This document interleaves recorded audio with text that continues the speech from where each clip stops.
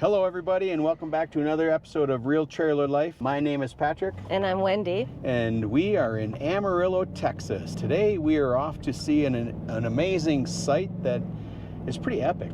It's pretty famous here. I think you might be able to guess. We are on our way to Cadillac Ranch. We're staying at Fort Amarillo RV Resort, which is about 1.5 miles away from Cadillac Ranch. It's a pretty short drive over there. It's really right off of the south frontage road of I-40. You know, a little less than a week ago, we were in Weatherford, Oklahoma, and the weather there got pretty brutal.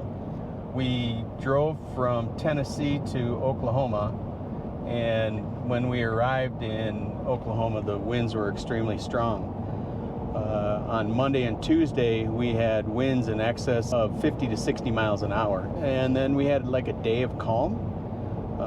It's still a little windy, but not severely windy. But then we had hail, high winds, torrential downpours. So then we ended up leaving Weatherford, Oklahoma. We stayed at a great campsite there called Wanderlust Crossings RV Park.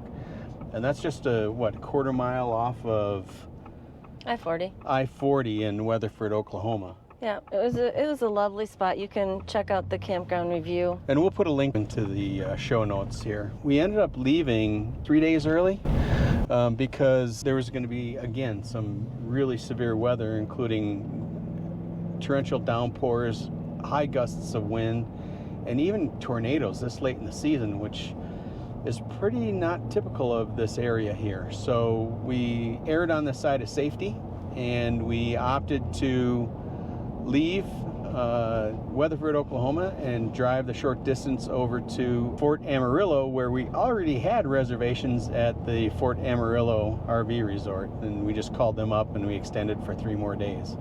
So we are here until Friday. Today we are going to check out Cadillac Ranch, and then we are going to run a couple of errands. We have to get a propane tank filled, and we have to make a return to Target. So stay with us as we take you through our trip to Cadillac Ranch.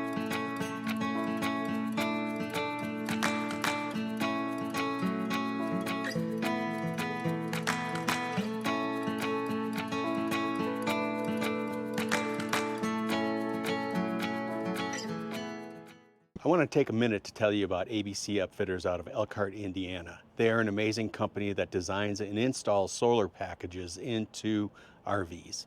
So no matter what your RV is, whether it's a Class A, a fifth wheel, a Class C, a travel trailer, or even a van, they can design a system that will fulfill your solar needs. They use Mastervolt products, which are well known in the RV industry, as well as industries that design luxury yachts and high-end sailboats. The system that they designed and installed for us is called the Borderland Plus package.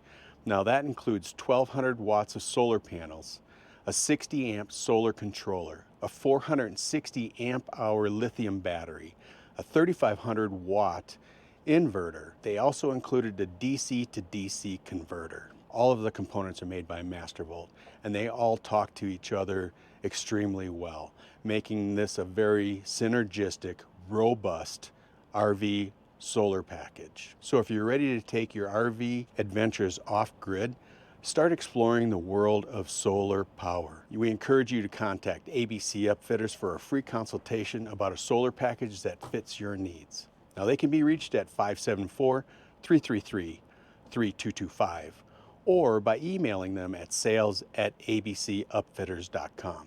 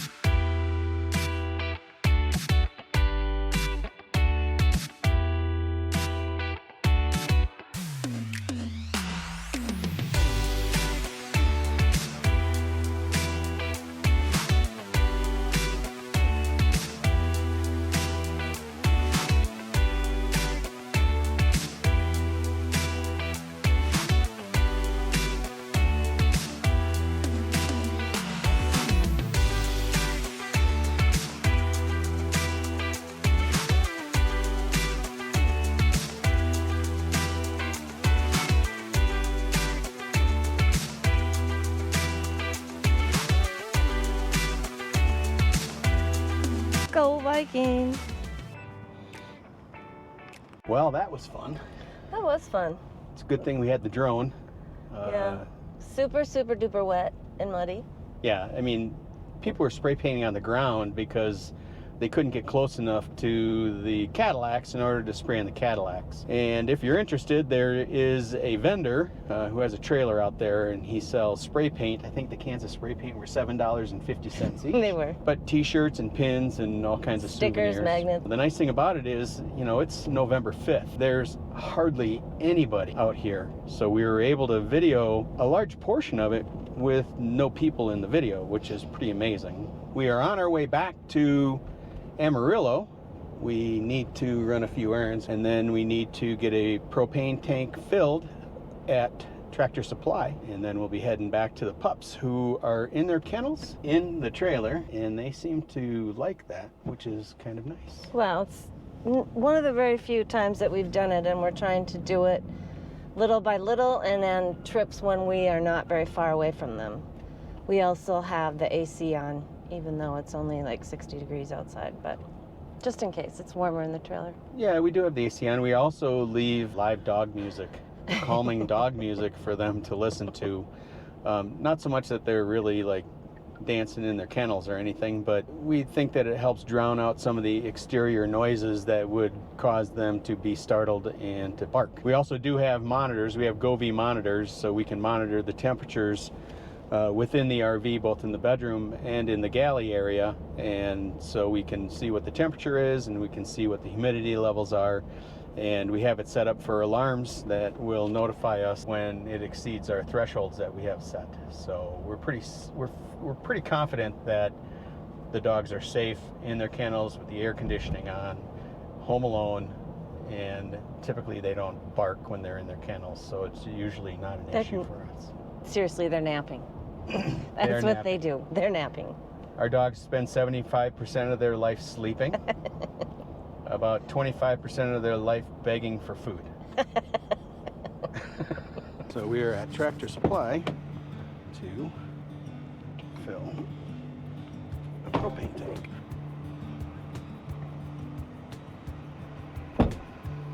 Well, It had just put itself on full and it got kind of stuck that way.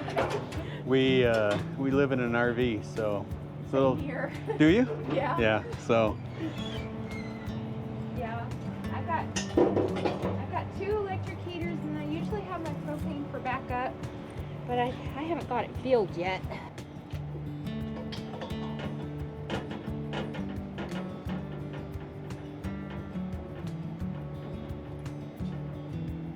Somebody decided to fix my handle where the pin would pop out.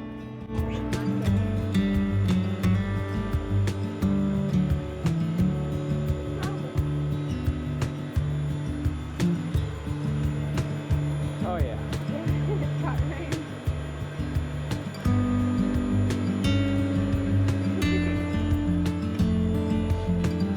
You want the air vent? Yeah, please. I just got where I asked, because some people want it, some people are like, what are you doing? So most people are like, yes, please, take the air off the top. It's got an air on it, but it's still moving. 2.1. I've been sick just the right time.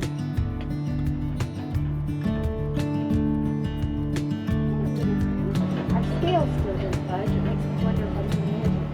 And we're at one of our favorite stores, Tractor Supply. You're mucking up the joint. I am mucking up the joint. They're very hard to get off.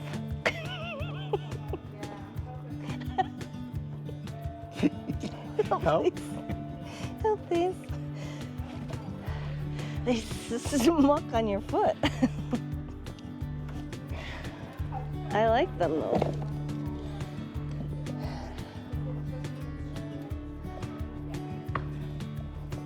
Oh yeah, much better. Now you're talking. How is that on? Perfect. Foot fine? Yep, perfect. The 8s are good, but these will be better. Yeah, I'm gonna put the receipt right there. Okay. So we don't forget to pay it. 'Cause that'd be bad.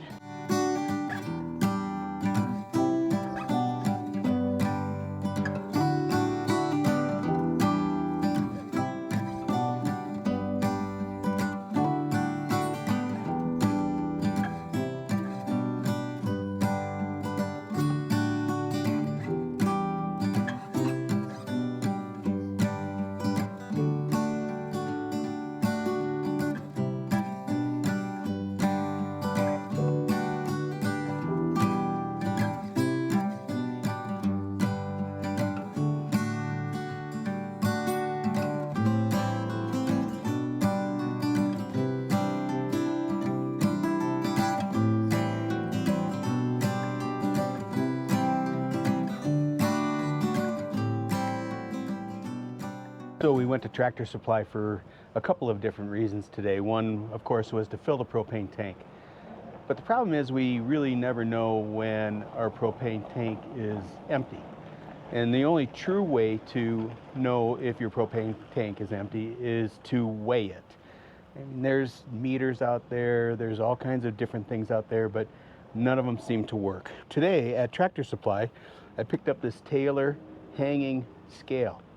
And I have a 30-pound tank here, just got it filled, and a 30-pound tank full should weigh 55 pounds. So what I'm going to do is I'm going to take this out of the package, I'm going to hang it onto these chains here, I'm going to set the propane tank onto the other side, see how much it weighs, and it's full, so it should weigh 55 pounds. So I've got the propane tank hanging there, full, and if we go in and we zoom in,